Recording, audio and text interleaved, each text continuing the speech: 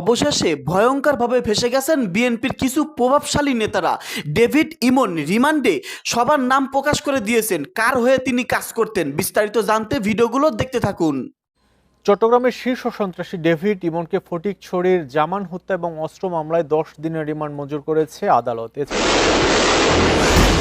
15-20 বছর ধরে ব্যবসা অনেক করছেন, আর করিয়েন না।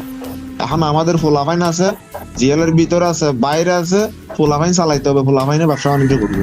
চট্টগ্রাম বাংলাদেশের বাণিজ্যিক রাজধানী, কিন্তু এই শহরের ব্যবসায়ীদের আতঙ্কের নাম ডেভিড ইমন, যার বিরুদ্ধে আছে একাধিক খুনের মামলা। চট্টগ্রামের আন্ডারওয়ার্ল্ডের সাম্প্রতিক সময়ে যার নাম শুনলেই আতঙ্ক ছড়াতো, সেই মোবারক হোসেন ওরফে ডেভিড ইমন। এদের টোটাল ইনকাম ছিল প্রতি মাসে 1 কোটি টাকা। চিন্তা করেন, তার বিরুদ্ধে অন্তত 15টা মামলা আছে এই 2-3 বছরের মধ্যে। চট্টগ্রামে পৃথক 3টি অভিযানে শীর্ষ সন্ত্রাসী ডেভিড ইমনের সহযোগী চক্রের 2 সদস্য সহ 5 জনকে গ্রেপ্তার করেছে জেলা পুলিশ। ফটিকছড়ির 2টি মামলা, একটি অস্ত্র এবং একটি হত্যা মামলা, এবং হাটহাজারীর একটি মামলায় যে বড় দিঘির পারে যে ঘটনা, চাঁদাবাজির ঘটনা, ওই মামলার ঘটনায় তাকে বিজ্ঞ আদালতে উপস্থাপন করা হয়েছে। মোট 5 জন সন্ত্রাসীকে গ্রেপ্তার এবং তাদের কাছ থেকে একটি বিদেশি পিস্তল এবং 2টি বিদেশি পিস্তল এবং একটি এলজি সহ দেশীয় কিছু অস্ত্র আছে, এগুলো উদ্ধার করা হয়েছে। দর্শক আসসালামু আলাইকুম। এবার ডেভিড ইমন সমস্ত গোপন তথ্য ফাঁস করে দিয়েছেন। ফাঁস করতে তিনি বাধ্য হয়েছেন, কারণ তাকে রিমান্ডে নেওয়া হয়েছে 10 দিনের রিমান্ডে। আদালত গতকালকে সেটা মঞ্জুর করেছিল। দর্শক শ্রোতা, 10 দিনের রিমান্ডে 2 দিনের মাথাতেই তিনি আস্তে আস্তে সমস্ত অজানা রহস্য ফাঁস করতে চলেছে। দর্শক শ্রোতা, তিনি এমন এমন তথ্য দিয়েছে, পুলিশ শুনে অবাক হয়ে গেছে। প্রিয় দর্শক শ্রোতা, তার সঙ্গে কারা কারা জড়িত, তিনি কার নির্দেশে এমন কাজ করেছে, কোন কোন ব্যবসায়ীকে জিম্মি করেছে, এবং সেই ব্যবসায়ীগুলোর ঠিকানা, সেই ব্যবসায়ীগুলোর নাম তার কাছে কিভাবে পাঠাতো, সেই ব্যবসায়ীগুলোর খোঁজ খবর তার কাছে কিভাবে কে পাঠাতো, সমস্ত তথ্য বেরিয়ে এসেছে। প্রিয় দর্শক শ্রোতা, তিনি কার হয়ে কাজ করতেন। দর্শক, শুধু এটাই বলবো, এই ডেভিড ইমন কোনো প্রভাবশালী নেতার হয়ে কাজ করতেন, এবং সেই নেতা বর্তমানে খুবই প্রভাবশালী হয়ে রয়েছে। দর্শক, ভিডিওটি এতটাই গুরুত্বপূর্ণ যে ভিডিওটি দেখলেই বিস্তারিত বুঝতে পারবেন এই ডেভিড ইমন কার হয়ে কাজ করেছে, তার পেছনে কে ছিল মূল হোতাকে, ডেভিড ইমনকে কে ব্যবহার করেছে। দর্শক, বেশি কথা বাড়াবো না, সরাসরি ভিডিও ক্লিপে চলে যাই। আপনারা মনোযোগ সহকারে বিস্তারিত ভিডিওগুলো সম্পূর্ণ দেখতে থাকুন। 15-20 বছর ধরে ব্যবসা অনেক করছেন, আর করিয়েন না। এখন আমাদের ফোলাফাইন আছে, জেলের ভিতরে আছে, বাইরে আছে, ফোলাফাইন চালাইতে হবে, ফোলাফাইনে ব্যবসা বাণিজ্য করবে।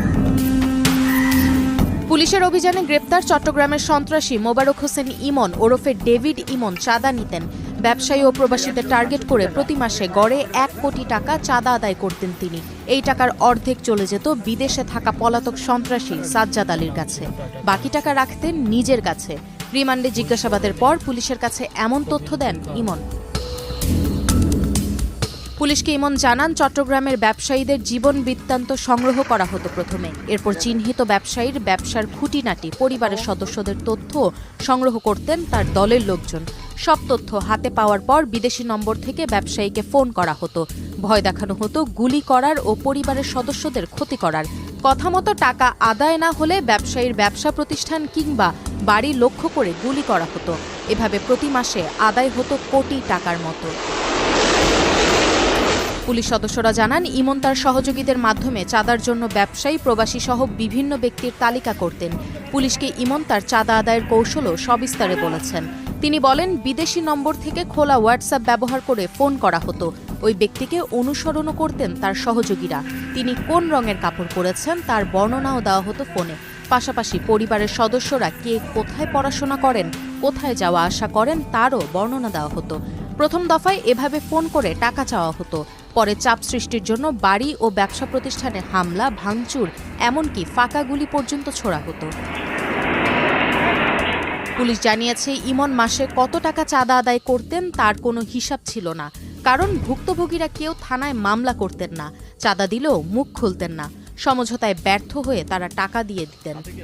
চট্টগ্রাম জেলার অতিরিক্ত পুলিশ সুপার কাজী মোহাম্মদ তারেক আজিজ প্রথম আলোকে বলেন, ইমন প্রতি মাসে গড়ে কোটি টাকা চাঁদা আদায় করতেন, যার 50 লাখ টাকা বিদেশে পলাতক তার গুরু সাজ্জাদকে দিতেন। 15 লাখ টাকা তার দলের লোকজনের জন্য খরচ করতেন, বাকি টাকা নিজে রাখতেন। গত 29 জুলাই সকালে যশোর থেকে ভারতে পালিয়ে যাওয়ার পথে ইমনকে 3 সহযোগী সহ গ্রেপ্তার করে পুলিশ। তিনি পলাতক সন্ত্রাসী সাজ্জাদ আলীর অনুসারী হিসেবে পরিচিত। ইমনের বিরুদ্ধে অন্তত 15টি মামলা রয়েছে। চট্টগ্রাম বাংলাদেশের বাণিজ্যিক রাজধানী, কিন্তু এই শহরের ব্যবসায়ীদের আতঙ্কের নাম ডেভিড ইমন, যার বিরুদ্ধে আছে একাধিক খুনের মামলা। জোড়া খুন বা সমুদ্র সৈকতে গুলি করে হত্যার রেকর্ডও আছে তার নামের পাশে। তাই ব্যবসায়ীদের ফোন করে কোটি টাকা চাঁদা দাবি করা তার কাছে মামুলি ব্যাপার। আর কথা না শুনলে মাঝরাতে বাড়ি লক্ষ্য করে গুলি, অথবা 30 থেকে 35 জনের সশস্ত্র দল নিয়ে সরাসরি অফিসে হামলার উদাহরণও আছে। কিন্তু এই শীর্ষ সন্ত্রাসী এবার আটক হয়েছেন পুলিশের হাতে। কে এই ডেভিড ইমন? কিভাবে অভিযান চালিয়ে এই শীর্ষ সন্ত্রাসীকে আটক করা হয়েছে জানবো আজকের স্টার এক্সপ্রেসে। গত 29 জুলাই যশোর নড়াইল মহাসড়কের ঝুমঝুমপুর এলাকায় পুলিশের ফাঁদে ধরা পড়েন ডেভিড ইমন। একটি কালো হোন্ডা সিআরভিতে করে নিজের দল নিয়ে ভারত সীমান্তের দিকে যাচ্ছিলেন তিনি। দ্য ডেইলি স্টার অনুসন্ধানে দেখা গেছে গাড়িটা বিআরটিএতে নিবন্ধিত হোপ টেক্সটাইলের নামে। পুলিশ বলছে এই শীর্ষ সন্ত্রাসী ভারতে পালাতে 20,000 রুপির চুক্তি করেছিলেন। কে এই ডেভিড ইমন? তার আসল নাম মোবারক হোসেন, বাড়ি ফটিকছড়ির কাঞ্চননগরে।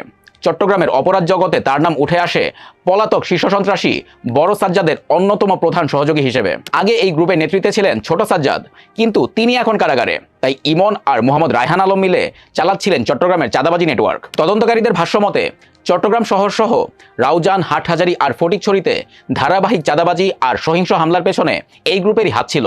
শুধু তাই নয়, গত বছরের 30 মার্চ বাকলিয়ায় জোড়া খুন আর 23 মে রাতে পতেঙ্গা সৈকতে সন্ত্রাসী ঢাকাইয়া আকবর হত্যা মামলা সহ অন্তত 7টা ফৌজদারি মামলার আসামি তিনি। ডেভিড ইমনের গ্রুপ আবারও আলোচনায় আসে গত 13 জুলাই। চট্টগ্রাম চকবাজার এলাকায় digital.net নামে একটি ইন্টারনেট সেবাদানকারী প্রতিষ্ঠানে সশস্ত্র হামলা চালায় 30 থেকে 35 জন। হামলাকারীরা সেখানে ভাঙচুর চালিয়ে লুট করে নিয়ে যায় নগদ টাকা। নড়ে চড়ে বসে আইনশৃঙ্খলা রক্ষাকারী বাহিনী। ডেভিড ইমনকে ধরতে শুরু হয় অপারেশন। পুলিশের চোখ ফাঁকি দিতে সে কোনো দেশীয় সিম ব্যবহার করতো না, যোগাযোগ ও দিক নির্দেশনার জন্য ব্যবহার করত বিদেশি সিম ও এনক্রিপ্টেড মোবাইল অ্যাপ। অবস্থা বেকতিক দেখে এবং নিজের নাম চারিদিকে ছড়িয়ে পড়ার পর সে বিদেশে থাকা গ্যাং লিডার সাজ্জাদ ওরফে বড় সাজ্জাদের সঙ্গে যোগাযোগ করে, আর তার পরামর্শেই ইমন ভারতে পালিয়ে যাওয়ার পরিকল্পনা নেয়। চট্টগ্রাম থেকে ঢাকা যাওয়ার পথে কুমিল্লা জেলা পুলিশ দাউদকান্দি এলাকায় ইমনকে আটক করার চেষ্টা করে, কিন্তু সম্ভব হয় না। ঢাকায় ঢুকে পড়ে ইমন, গাড়ি ও চালক দুটোই পাল্টায় সে। পুলিশ খবর পায় ইমন দল নিয়ে খুলনার দিকে যাবে।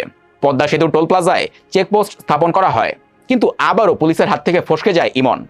বারবার সিদ্ধান্ত পরিবর্তন করতে থাকে তার দল। এর মধ্যেই হঠাৎ করে গোপালগঞ্জ থেকে নড়াইলের দিকে ঢুকে যায়। তখন রাত প্রায় 3:30। পুলিশ তাদের অভিযান চালিয়ে যেতে থাকে। অবশেষে যশোর পুলিশের সহায়তায় ঝুমঝুমপুর এলাকায় ভোর 5টার দিকে ডেভিড ইমন সহ 4 জনকে গ্রেপ্তার করতে সক্ষম হয় পুলিশ। গ্রেপ্তারের পর ইমন আর তার 3 সহযোগীকে হস্তান্তর করা হয়েছে চট্টগ্রাম জেলা পুলিশের কাছে। মাসের পর মাস পলাতক থাকা এই শীর্ষ সন্ত্রাসী শেষ পর্যন্ত ধরা পড়েছেন পুলিশের হাতে। কিন্তু প্রশ্ন থেকেই যায়, এই গ্রেপ্তারের পর কি থামবে চট্টগ্রামের এই চাঁদাবাজ চক্র, নাকি নতুন কোনো মুখ আবার নিয়ে নেবে এই গ্রুপের নেতৃত্ব? এদের টোটাল ইনকাম ছিল প্রতি মাসে 1 কোটি টাকা। চিন্তা করেন, তার বিরুদ্ধে অন্তত 15টা মামলা আছে এই 2-3 বছরের মধ্যে। যার স্বপ্ন ছিল একদিন সে বড় ক্রিকেটার হবেন, দেশের মুখ উজ্জ্বল করবেন, সেই মানুষটি হয়ে গেল একজন শুটার, একজন টপ টেরর। এই মানুষটি হচ্ছে ডেভিড ইমন।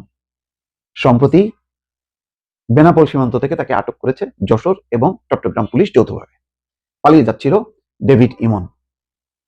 এখন পুলিশের রিমান্ডে আছে, 10 দিনের রিমান্ডে। রিমান্ড থেকে যে তথ্য বের হয়ে আসলো, কিভাবে অর্গানাইজড চাঁদাবাজি হয় তার একটা চিত্র পাওয়া গেল। বড় সাজ্জাদ হচ্ছে তাদের মূল বস, বিদেশে থাকে। আর ডেভিড ইমন তিনিও দেশে থাকেন আবার বিদেশে থাকেন, ভারতে আর বাংলাদেশে মিলায় আসা যাওয়া। তার আধার কার্ড টার্ড সবই আছে। তার মানে এমন এক অবস্থানে আছে যে ভারতের নাগরিক হয়ে বসে আছে, যে আসা যাওয়া করে। অল্প সময়ের মধ্যেই যেমন ক্রিকেটার হিসেবে তার উত্থান, ঠিক তেমনি আবার সন্ত্রাসী হিসেবে তার পতন।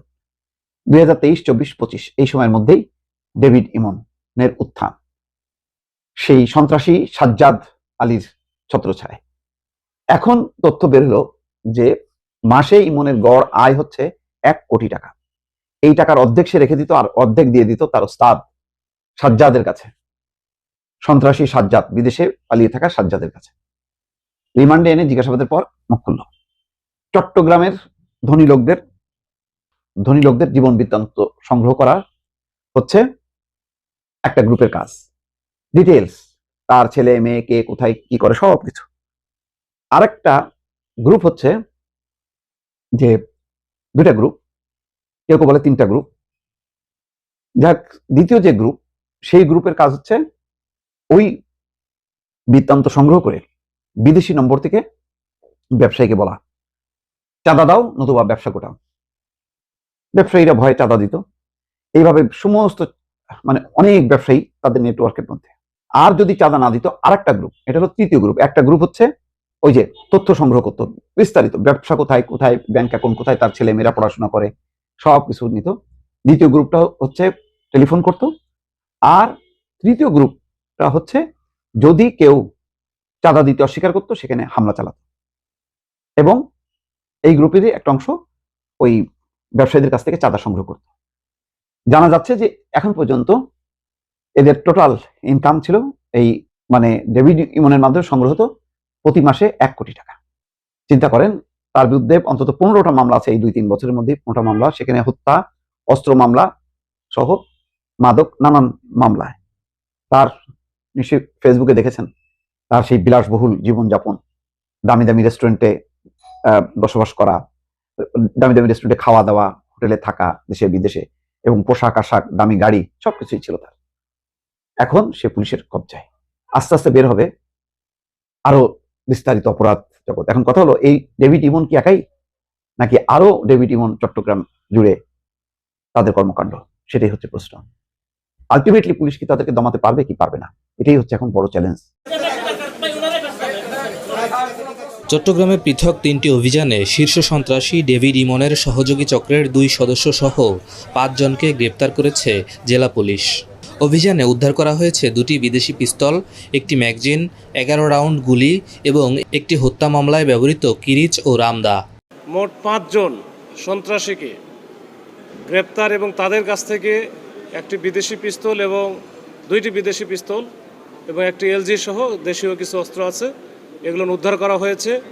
এর মধ্যে উল্লেখযোগ্য হলো যে রাউজান এলাকার এবং তথা চট্টগ্রাম অঞ্চলের অন্যতম শীর্ষ সন্ত্রাসী রাহানির কিলিং স্কোয়াডের যে প্রধান দিদার এবং তার সাথে আরেকজন কিলিং স্কোয়াডের সদস্য আফসার, এই 2 জনকে কিন্তু আমরা গতকালকে গ্রেপ্তার করেছি। এটা নিয়েই মূলত আমাদের আজকের এই প্রেস ব্রিফিংয়ের আয়োজন। এর সাথে আরও 2টা ঘটনা আছে। একটা হচ্ছে হাটহাজারী থানা এলাকায় গত 10 তারিখে, জুলাইয়ের 10 তারিখে একজনকে নৃশংসভাবে কুপিয়ে এবং গুলি করে হত্যা করা হয়, নুরুল আজিম নামে। সেটার বিষয়ে আমরা কথা বলবো। আর সর্বশেষ জোরারগঞ্জের একটা ঘটনা আছে, যেখানে একজনকে হত্যার উদ্দেশ্যে গুরুতরভাবে কুপিয়ে জখম করা হয় এবং সেখান থেকে আমরা একটি পিস্তল উদ্ধার করি। তো এই 3টা বিষয় নিয়ে মূলত আমরা একটু ছোট করে বলবো। প্রথমেই আমি রাউজান এলাকার যে আলোচিত যুবদল নেতা মাসুদ চৌধুরীকে হত্যা করা হয়েছিল গত 14 জুন। এই আপনারা জানেন, সেখানে তাকে পাহাড়তলি এলাকায় প্রকাশ্য দিবালোকে দুপুরের দিকে, দুপুর আনুমানিক 12টা বা 12:15টার দিকে কয়েকজন সন্ত্রাসী এসে প্রকাশ্যে একেবারে শত শত লোকের সামনে গুলি করে হত্যা করা হয় এবং সেই ভিডিওটা সব দিকে ভাইরাল হয়ে যায় এবং সেখানে কয়েকজনকে, 4-5 জনকে অস্ত্র হাতে গুলি করতে দেখা যায়। সেই অস্ত্র হাতে যাদের গুলি করতে দেখা যায়, এদের মধ্যে 2 জন ছিল এই দিদার এবং আফসার, যাদের হাতে একজনের হাতে পিস্তল ছিল আর একজনের হাতে এলএমজি টাইপের ছিল। তো এই 2 জনকে কিন্তু আমরা আজকে গ্রেপ্তার করেছি। এই দিদারের নামে মামলা আছে, প্রায় 13টার মতো মামলা আছে। আফসারের নামে ওরকম 8টার মতো মামলা আছে এবং সেগুলোর সবই মোটামুটি হত্যা থেকে শুরু করে চাঁদাবাজি, সন্ত্রাসী বা অবৈধ অস্ত্র আইনে মামলা আছে এবং এগুলো তারা করে থাকে সাধারণত চট্টগ্রাম মহানগরী এলাকা থেকে শুরু করে রাউজান, রাঙ্গুনিয়া, ফটিকছড়ি, হাটহাজারী এই এলাকায় তাদের মূলত আধিপত্য। তো এই 2 জনকে আমরা গতকালকেই সীতাকুণ্ড এলাকার যে শীতলপুর নামক জায়গা আছে, ওইখানে আমরা চেকপোস্ট বসিয়ে এই 2 জনকে গ্রেপ্তার করেছি এবং তাদের আগে আরও অন্য আরেকটা গাড়িতে হয়তো আরও অন্য সন্ত্রাসীরা ছিল, তাদেরকে আমরা আসলে একটা ধরতে গিয়ে আর একটা আমরা মিস করে ফেলেছি। তো এইটাও আসলে আমরা তো এমনি বা হুট করে আমি ওইখানে গিয়ে চেকপোস্ট বসাইনি, নিশ্চয়ই এটা আপনারা বুঝতে পেরেছেন। আমরা এই সন্ত্রাসী বা যারা চাঁদাবাজ আছেন এবং যারা বিভিন্ন রকমের অপরাধ কর্মের সাথে জড়িত, তাদের পিছনে এই জেলা গোয়েন্দা পুলিশ এবং তথা জেলা পুলিশ আমরা কিন্তু একেবারে লেগে আছি এবং তাদের বিরুদ্ধে ধারাবাহিকভাবে অভিযান চলছে, এখনও চলছে এবং চলবে। তো আমরা চাই যে এই চট্টগ্রাম অঞ্চলকে সন্ত্রাসমুক্ত করতে।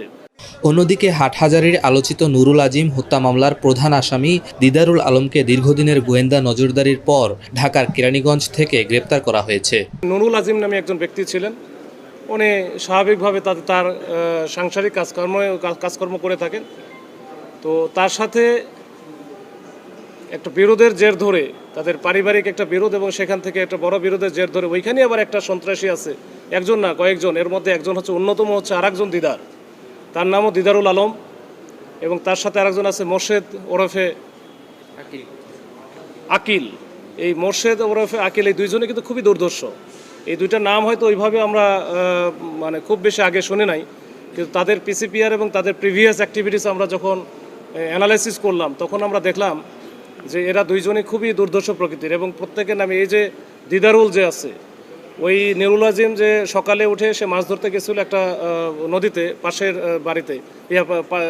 বাড়ির পাশে মাছ ধরার সময় সকালে কিন্তু তারা এই দুইজনই মিলে এই কাজটা করে, তাকে কোপায় এবং গুলি করে হত্যা করে।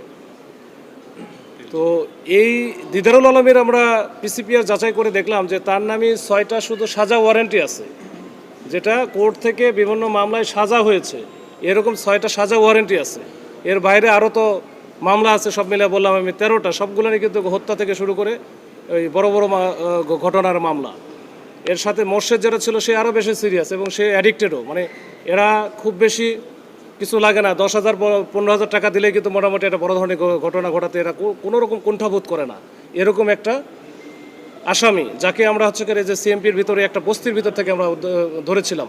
তো ওই সময় আমরা এটা নিয়ে ব্রিফ করে নেই, যেহেতু আমরা ওই মামলাটার অর্ধেক কাজ করেছিলাম। পরবর্তীতে কালকে যখন আমরা দেখলাম যে সে কেরানীগঞ্জে এখান থেকে ঘটনাটা ঘটানোর পরে সে কিন্তু এলাকা ত্যাগ করে এবং ত্যাগ করে সে ঢাকাতে প্রথমে যায় এবং ওখানে একটা কেরানীগঞ্জ এলাকাটা বাসা নেয়। পরবর্তীতে আমরা যেহেতু তাদের পিছনে লেগেছিলাম, আমরা বুঝতে পারি যে কোন বাসা বা কোথায় সে নিয়েছে।